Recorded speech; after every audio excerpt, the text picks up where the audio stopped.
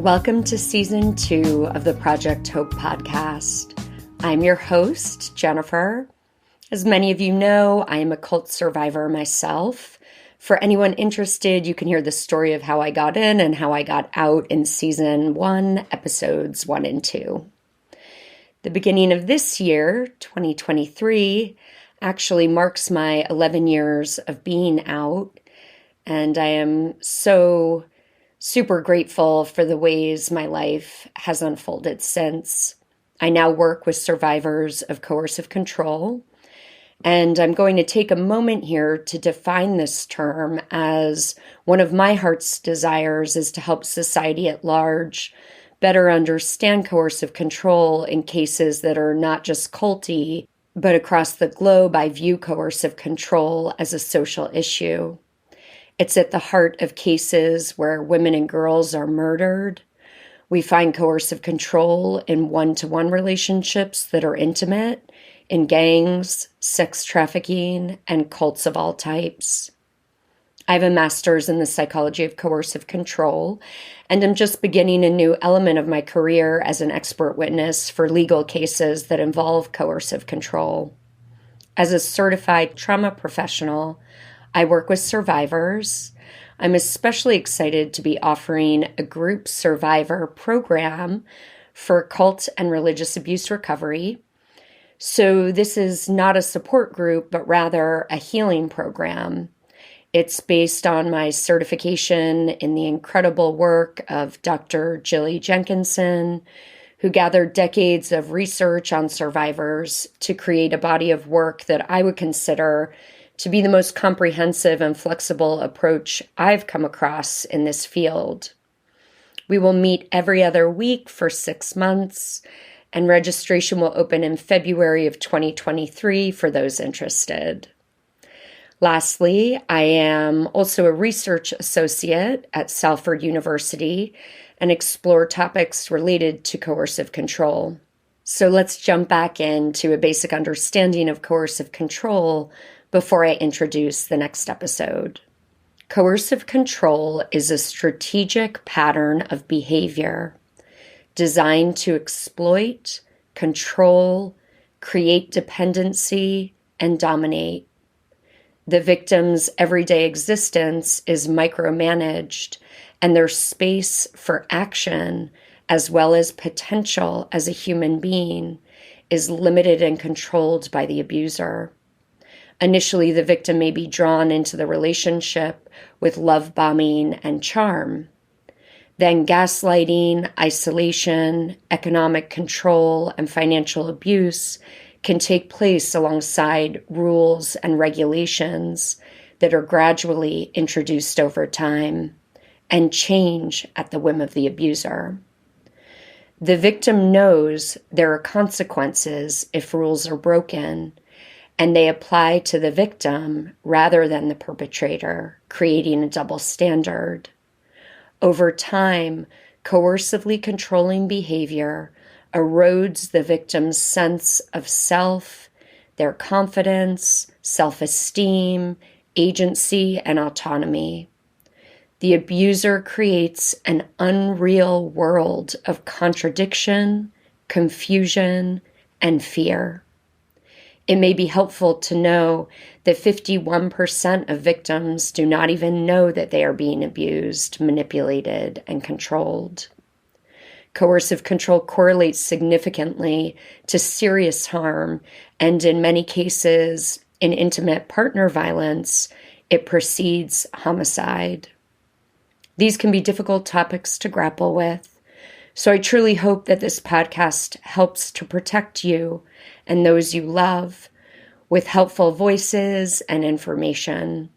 If you appreciate the podcast, please let us know by subscribing and comment with kindness.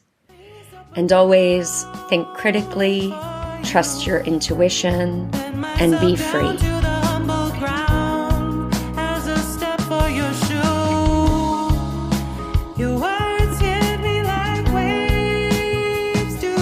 Esther Friedman is a licensed mental health counselor, expressive art therapist, songwriter, author, and ex-cult member. In 2006, a new friend introduced her to an esoteric school. In 2011, she left a secret cult. Afterward, she researched obsessively and recognized school as a cult. She posted a blog. Soon, Cult Confessions, a CD of 10 original songs, followed. Every time she spoke or sang out, she felt calmer and clearer. She started an edutainment campaign, presenting her misadventure to private audiences. Releasing secrets freed her voice and mind. The Gentle Soul personality profile and a mission to empower other empaths unfolded. She published The Gentle Soul's Revolution, a memoir, a public service announcement, and recovery guide and template to help gentle souls navigate exploitative relationships. If you feel so moved, please consider helping the Gentle Soul's Revolution move into audiobook format. There is a crowdfunding campaign to get it recorded and available to listen to, so please see show notes for that link. Today, Esther's story and songs are weaving together into a mini musical. So exciting. She has a full-time therapy practice for all survivors of narcissistic abuse. In the show notes, you'll also find all social media links for Esther and the Gentle Soul's Revolution. I do want to mention that amidst the links, you will also find cultconfessions2.com, and this site contains further information about the group and Esther's reflections and writing. I thought I'd take the opportunity to introduce you to a sneak peek post that Esther wrote by the name of Identity Theft Defined. Here's what she shares. Quote, "When it comes to describing cult indoctrination, language falls short. Phrases like brainwashing, thought reform, and mind control focus exclusively on cognitive hijacking, without including body, heart, spirit, and soul. For me, cultic indoctrination is a holistic hijacking. Cults steal personhood. Cults poison the minds, then insidiously seep into heart, body, and soul. This is psychological and social violence. It evicts individual agency and fosters dependency on false savior. Cults peddle false hopes. You lay down your money and a never-ending theft unfolds. The hierarchy weaponizes your trust along with any uncertainty or fear you feel, your hopes and dreams, strengths, weaknesses, attachments, and relationships. Cults betray, and the top-tier narcissist benefits at everyone else's expense. That is the nature of the beast. In the midst of my personal misadventure, I clearly remember being stuck in commuter traffic, crawling toward the job I hated, with the thought, my life is no longer my own, popping into my consciousness. It still took me another 2 years to leave. If you ever find yourself thinking something akin to, my life is no longer mine, the time to take your life back has arrived. I don't recommend waiting another 2 years." End quote. Esther's book, The Gentle Soul's Revolution, is beautifully written, both memoir filled with insightful and personal discoveries that others will likely find helpful, but also very specifically, she addresses these dynamics that we can find so confusing. So the content is educational and healing. It will especially benefit those who might consider themselves a gentle soul. In part 1, we discuss more about who the gentle souls are. But if you relate to the term, you will likely find this book to be a soft basket you can curl into as it hopefully buoys you along the sometimes rocky river that many of us in recovery can find ourselves in. I hope this book cradles you in from the storm or simply helps you along this tender journey. We welcome you to part 2 of our 2-part interview, and I'm grateful to introduce you all to my colleague and now friend, Esther Friedman. When they recruited me to recruit, which, by the way, was very unsuccessful. Wow. Thank God. Interesting. It's always fascinating to me also where we have those moments of the break where we put the little thing on the shelf, and this seems like one of those moments for you. Yeah. Yeah, for sure. You mean being recruited to recruit, right? Yeah, Yes. for sure. Well, and the fact that you were even able to think outside the box and start making some of those connections of going, wait a second, and allowing rage to rise up inside of you toward Elise, who recruited you, and going like, whoa, she had a script and this was inauthentic. And now I'm being asked to do this. Yeah. The thing I find fascinating about this, and I assume is probably true for most former members, is while this cognitive dissonance was tearing my mind into shreds, it also saved me. How I call it, like my inner skeptics were like, I don't ever want to behave this way. Yeah. I don't ever want to like approach a potential friend with a hidden agenda. Yeah.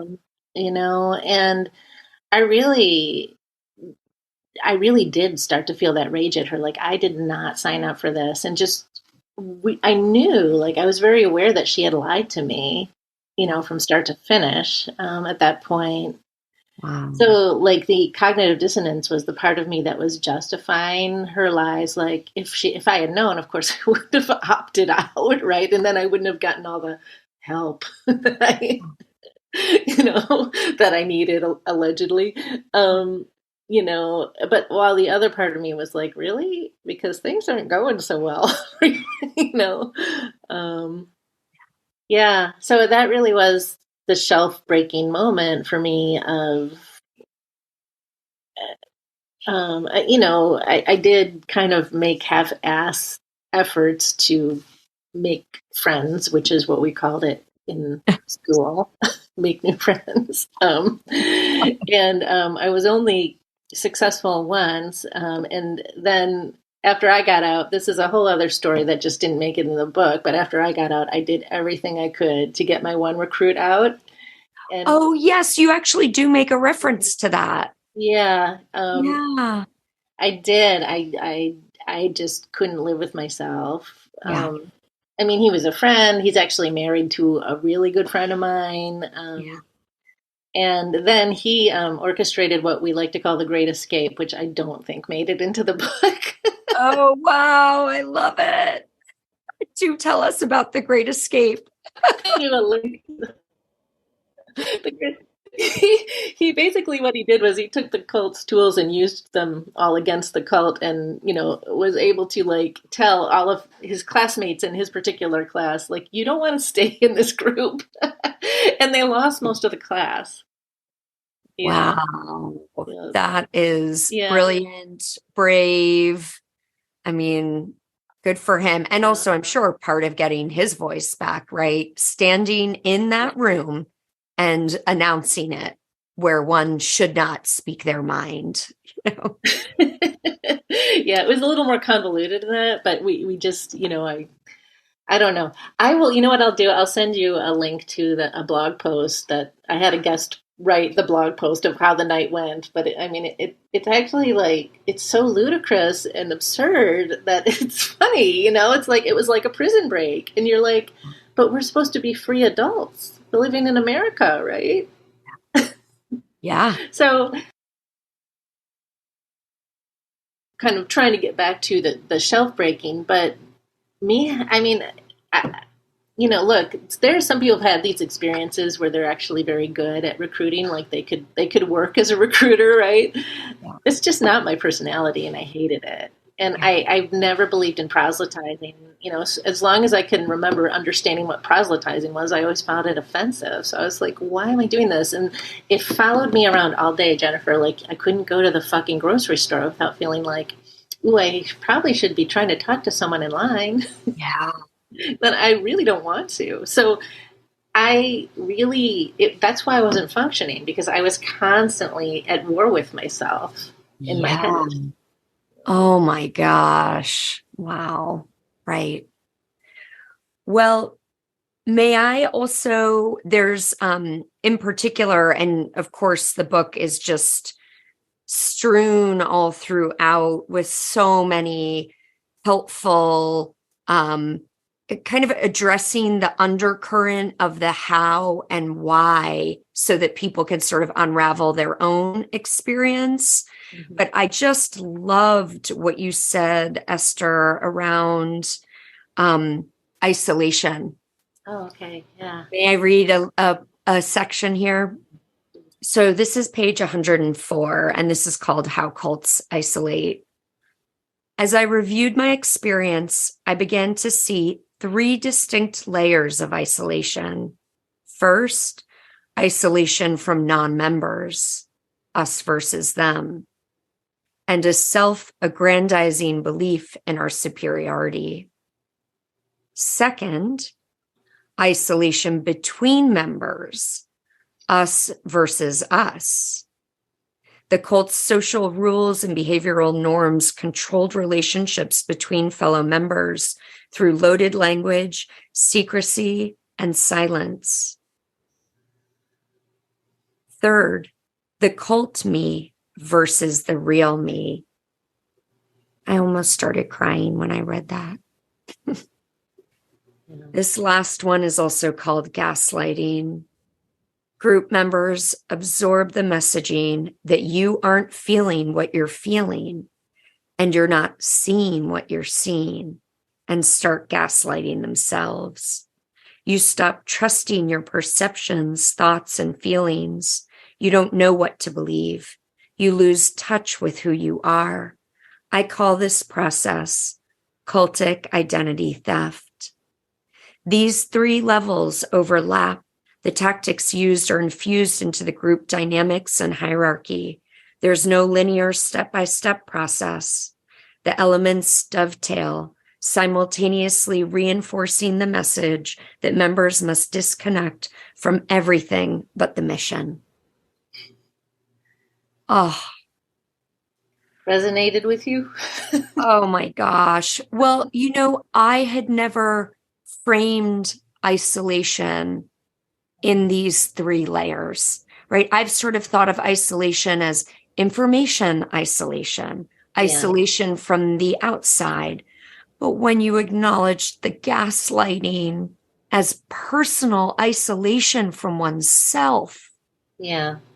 Oh. Well, it is again why I couldn't function. How do you go through life when you don't trust your own perceptions? When you are like, did I see that? I'm not sure if I saw it. Am I crazy? How you're set up to be dependent on the doctrine that says this is what you're seeing. Yeah. And the other thing I think, when I was looking back and thinking about it, I was like, Jesus, we were all lying to each other. We all play acting, right? It's like this, it's this theater of the absurd. And there's only one audience member, Sharon, who's not even there really, but we're all propping her up. And, I barely know this woman exists except for when she stumbles into our class and I'm like, who is this crazy lady? Wow. I mean, it's so surreal when you think about what we have both been through. It's so hard to wrap your mind around that and go like, what the F happened to me? Yeah. How did it happen? Right. Right. And I think it is so hard to unravel. You really do have to have the psychoeducation, right? We talk about this in the recovery process if we don't understand these group dynamics, if we don't understand tactics of manipulation, if we don't understand these things, it's pretty impossible to understand the full picture of what Right. happened. Right. And I would say, this is especially true for general souls, but probably true for even people who don't completely fit that profile. But just knowing that there are people in the world who are wired to take advantage of you, who are like, that person's kind. Let me see what I can get from them. Yeah. That person's empathic and I'm having a tough day. So let me spew. Just knowing that in and of itself, it's like you are allowed to go, maybe I don't want to be around this. Yeah. Go find someone else. Yeah. Right. It's just a good place to start. Yeah. Well, and it's interesting because you also say on page 121, you actually state, I'm not sure it's possible to recover in isolation. I'm also not sure it's not possible, but I think it would be exponentially more difficult. And I thought, right, we've experienced all these layers of isolation. And so to also try to do it alone and sort through it alone, it's like, I really appreciated what you said here because I think I would say exactly the same thing. Yeah. I can't imagine really how that's possible. And yet maybe for particular people it is. Maybe that's just me and the way I'm constructed.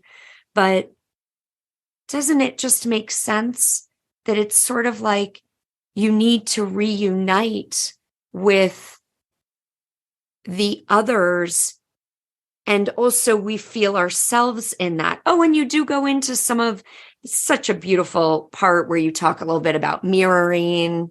Yeah. Um, I don't know if, you'd want to say anything about that, but it really, Yeah. Well, I would, because I think it's so important. I'm just trying to figure out where to start, but, um, I know you've got some training in trauma, like EMDR, right? So really the way that humans are wired, we regulate each other. That's why the attachment theory of, when a baby has a parent who can mirror, a mom who can mirror, is so important. And that, guess what? That doesn't go away. You know, from birth to the grave, you need that, right? And so that's why that kind of isolation and loneliness makes people so vulnerable. yeah, And I think personally that reclaiming your organic community, whatever that is just a critical part of recovery. And I want to agree with you, Jennifer, that maybe there are some people who can do this without ever telling anyone it happened, but I find it really hard to yeah, conceive of that. You do not have to make yourself a poster child. I've already done that. Other people have already done that, but don't keep it a secret. yeah. And then there's this idea that I talk a little bit about in the book is delineating between private and secret.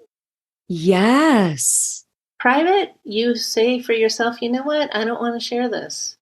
Or I only share it with my best friend or my spouse, or my family, but I don't want to share it with the world. That's a decision that generates from inside, right? And I think you even labeled it's personal. Yeah. Yeah, it's personal. Like, personal does not exist in cults. There is no such thing as personal. So when you leave, part of your personal reclamation is both deciding who your authentic community is, right? And also what and when you want to share things, because that's what it feels right to you, not because some narcissist in the top tier of the ladder is telling you Right. that you can't share it or whatever.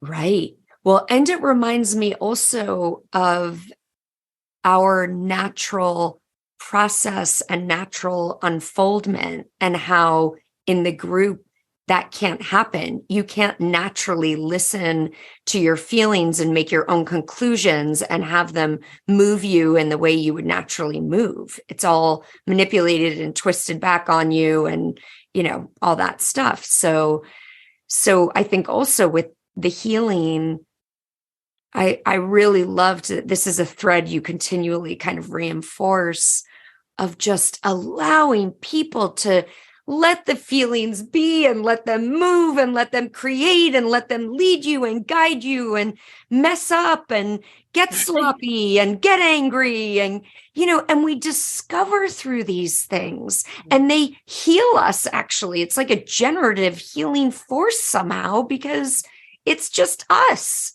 So, Right. of course, it's going to lead you to the nuggets that you need to look at or uncover or make sense of, Yeah. Yeah. And, that is exactly what these groups hijack and leverage and manipulate. You Yeah. know, they steal that is the cultic identity theft, right? That is the cultic, what do I call it? Social engineering. Because it's an internal process, right? It's also happening throughout these groups because the relationships are manufactured. They're not organic. Yeah. It astounds me actually that I have a few organic relationships from that group, where it's like, oh, well, why don't we go get a beer? Because of course we weren't supposed to do that Yeah. when we were like getting educated, we wouldn't dare go get a beer at the local pub because that wouldn't be evolved enough, So Um, funny. but to me, that also shows like the power of those organic connections. That why I don't know. Why was I? Why did I know that I could be friends with the person that I mentioned earlier, the one who did all the traveling? I don't know. Somehow we connected. Yeah. Yeah. So, Right. That's such a tough thing, I think. And I'm sure in different groups, there are different layers of authentic connection versus not, in some ways.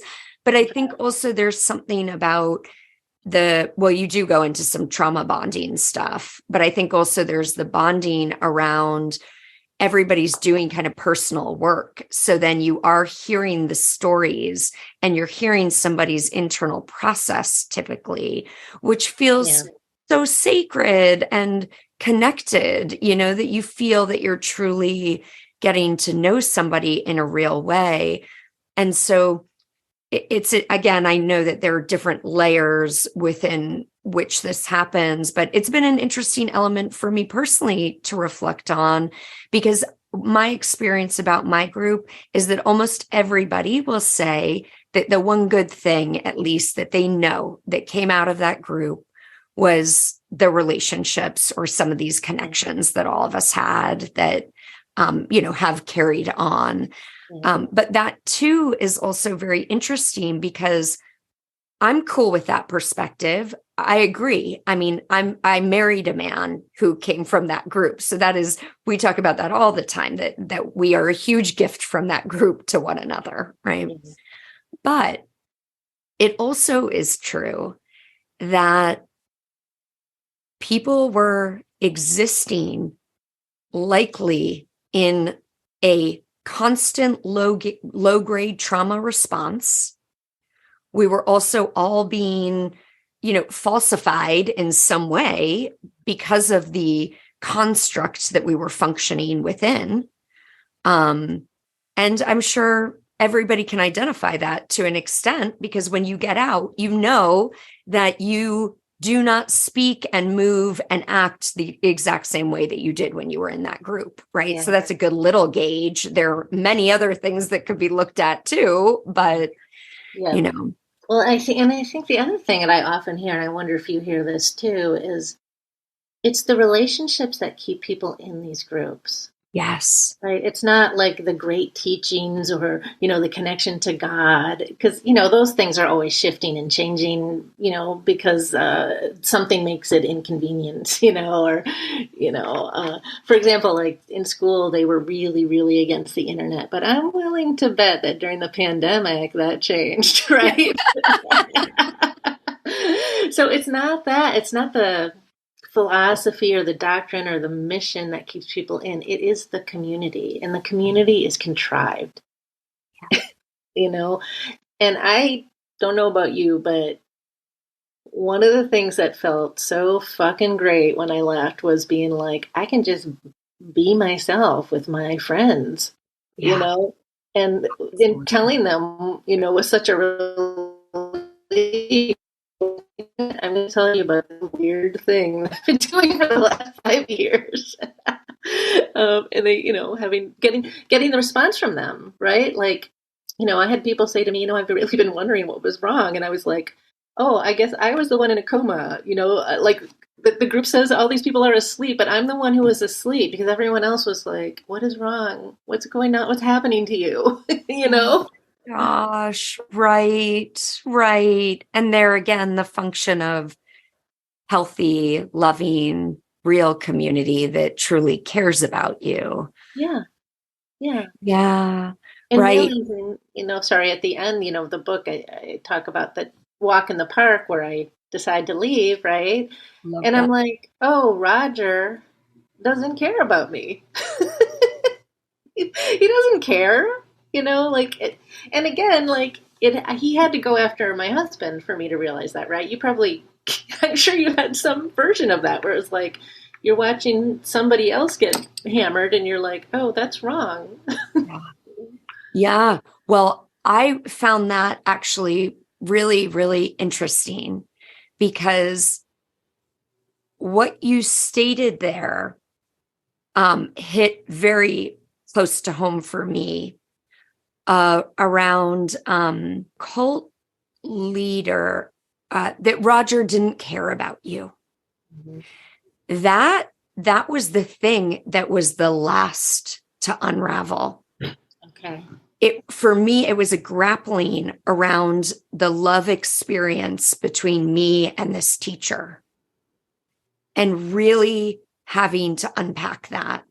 And I was done with it at a point where I understood enough about narcissism to allow that to detach me. But then I actually realized, you know what? I need to actually, and this feels like a responsibility that I actually should take on, which is I need to really know, and I need to go into his history and I need to look at it and I need to figure this out because all the puzzle pieces are there and I feel and sense them and I can see certain patterns. I just can't fit the whole picture together. Yeah. And when I actually did that, then I truly knew who this man was. And so this is an element that I haven't really expressed publicly yet. I haven't gone into details about it yet, but I'm sure that's to come. And I think that part of what's been very interesting about that is that I have had people say to me who truly knew this man, when I have listened to your podcast and I've listened to the episodes that are about my group and the leader, this person said to me, I feel every single person scared to really speak to the truth of the leader. And I said, I think what that honestly is people honestly don't know. Yeah. They haven't done the thing, Esther, that you did of facing that question to really go, who is this man? What the hell happened? And who is this person? And I think it's because most people cannot even get over the hump of really looking at, did he actually care? Yeah. Like, was he actually truly false? I mean, is it true that he fits into part of this definition that truly is cult leader, which is a narcissistic diagnosis Yeah. and really not giving a shit about anyone? This was all his big con Yeah. for himself for power and control. Yeah. Yeah. So you have to be able to, I think, what's it called? Is it called betrayal shock or betrayal trauma, right? Like the person betrayed you and they did it on purpose. They lied from start to finish. Nailed it. Nailed it. And that is right. And in order to even look at that or face that question, we have to be ready to enter into what we can detect and feel under the surface, which is like, holy shit, a whole number of shit is about to be blown out of my world if there's a yes at the end of this question. So, Yeah, which, I think your point is well taken. Like that's most people don't want to come to that conclusion, because there's just a lot of oh my God, how did I let this happen? A lot of self blame. There's a lot of having to realize again, going back to there are people in the world who don't care about you, and they see every relationship is transactional and an opportunity for some kind of self-aggrandizement or enrichment or a free therapist or fill in the blank, right? yeah. A partner who looks good, whatever the narcissist is looking for. Yeah. It's hard to go, wow, there really is this level of cynicism in some human beings. Most not, but it's a pretty high percentage. It actually is. And it's very interesting. Like this is why also I think you as a gentle soul, I love that you are one of the ones to speak this, because I think the other potential barrier to this discovery is that then you're going to be the mean one if you speak this, right? You're going to be the unevolved, mean person to call out the horror of who this person is. Yeah. Yeah. Yeah. Yeah. And I do think that, Jennifer, if you are about to embark on that, you have to be prepared that will come your direction, Yeah. And in a way, it proves that you are on the right path. Like if the blowback is really hard, it's like, well, I guess they really are afraid of me. Well, it is interesting. I mean, I think, and I agree, I think you're right. It's really, I think this is why it's taken me so long, because I had to be sure that I had crossed the T's and dotted the I's before speaking out, Yeah. Yeah. So, Now, is he still out doing his, okay. he is. Yeah. Yeah. Yeah. And people are being harmed and children are being harmed. Yeah. And that's where I just go, there's one thing about the adults, but when it comes to kids and cults, I mean, we have laws for a reason. Children can't protect themselves. Right. And so, that's a tough one. That's a tough one for me. Well, it's astounding what these groups can get away with under the auspices of, religious freedom. Does your religious freedom give you the right to abuse children? Yeah. No. Yeah. It's shocking, isn't it? Yeah. It's like within that whole paradigm, there are different rules, and somehow that actually applies, which I think is likely also like narcissistic leadership infusion into the community mind, is like somehow the community is also okay with the actual law of the United States of America not applying to the group. Right. It's like when you think about it, right. But this is where It's like the loaded language of forgiveness. We forgive those who are pedophiles because that's what we do. Yeah. It's all about forgiveness. Yeah. It's like, Yeah. Meanwhile, if you speak out against, the group leader, then you are not forgiven, right? right.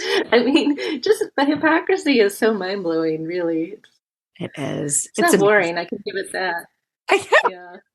I know. And yet, I mean, couldn't we go on and on for hours, Esther? It also is so crazy, when we meet one another from these different groups and I mean, it really is it's kind of magnificent as well. Sometimes I feel like it's a little post-cult gift that us survivors also have these automatic connections with one another that are just hilarious. Yeah, for sure. I mean, I've had the best laughs of my life with former cult members. And I think I do say something about this in the book. Like the very first time I went to an International Cultic Studies Association conference in 2014, which was in DC, and I met former members from other groups for the first time, I was like, we are all telling the same goddamn story. It is mind-blowing. It It's really is. mind-blowing. So there's a template. There's a template for human nature, and there's a template for people who take advantage of it. Yeah, there really is. And also, honestly, I feel like a rebellious part of me has to speak this and add to that little list. There's also a template for spiritual abuse and using spiritual lessons to twist shit around on people to make everybody question themselves and doubt and give their power over. Yeah. And it's always hilarious to me where, everybody loves to imagine the grand uniqueness of the teachings in their group. But, unfortunately, every person who came out of my group with me and feels like it really was an incredible amalgamation of these teachings, and it's so beautiful how it was put together. And yes, we were having spiritual experiences. And yes, please hold on to anything that feels like truth to you or feels spiritually real or deepening or enlightening. Yes, please hold on to those things. And it can be true at the same time that there's absolutely nothing special about what we were learning. Those teachings exist in many other places and were literally hijacked from other places. I bet you anything there wasn't one unique thing about what we learned in my group. Yeah, in fact, if you and I got together over a couple of mixed drinks, Which we might. which we might, I'll bet you there would be a lot of like, oh yeah, we use that one too. Like, for sure, the as above, so below. Wait, that was big. Yeah. It's hilarious. It's like right. We could get maybe one year at ICSA, we do a meeting of stakeholders from all these different groups and even just go through like loaded language, like as above, so below. What was that in your group? I love this idea. We could generate this list and it could go up on blogs all over, and then I don't know, maybe a lot of blog writers will be getting sued, but Right. Okay. oh my gosh. Yeah, there's just way too much. I mean, it's endless, right? This rabbit, we could be talking all day. This rabbit hole could be. Yeah. Well, Esther, I really thank you for this incredible body of work that comes out of your experience, and then, of course, your education. I mean, it's brilliant how you take from the different amazing minds that have done work around this field and really weave it in a very personal way and also very digestible. Sometimes I think some of these, you really get in so many of the principles that are critical and important in a way that is personal, so we kind of understand it even from an emotional standpoint. It feels more, this journey to me through this book felt like more of a journey down the river versus a journey of the mind. Oh, thank you. You just made my day again because that's really what I was hoping. I mean, I my Lifton book, it's not a beach read, as you know, right? It's literally falling apart. Like the binding is cracked because I've like I spent love some, that. yeah. I kind of wish I could show it to you. Maybe I'll I send know you. the only thing holding it together is the rubber band. It's true. Like there's And by the way, for the audience, I mean, this thing is a tome. It's like, what is it? It's probably a solid 2 inches. yeah, and it's not it's I mean, he's not the easiest read, but but I was really the format of the book, I was very purposeful in having like memoir-ish, right? Like vignette, Yeah. research, and then recovery. Yeah. For me, it's like I really want to make my work not so much about these shitty people in these terrible groups, but about you who are reading this to recover and to reclaim yourself. I mean, sometimes I don't even like the word recover because I'm like, you're claiming yourself, you're claiming your life. Yeah. So I'm Sure. really looking forward to actually getting together with you I know, me too. Yay. in Kentucky. Since we didn't actually get to speak when we were in Knoxville, which was a bummer. I know. It's so weird. Well, yeah. I mean, thank you so much. It's, such a beautiful body of work. I so appreciate this time with you. And is there anything else that we didn't cover before we kind of wrap it up? Anything? Uh, at the moment, I'm not thinking of anything. If I do, I'll show you an email or Yeah, something. no, it's all good. Great. Yeah, but thank you so much for having me, Jennifer. I really appreciate it. You are so welcome. It's been such a pleasure. And I am so glad that this is not like the end of our time together. It'll be really nice. We so hope that you enjoyed this episode. And please stay tuned for part of Leaving the Cult, the season 2 song written by Jaya Suri. And for all things related to Jaya, her music, ways that you can support her, check out the show notes.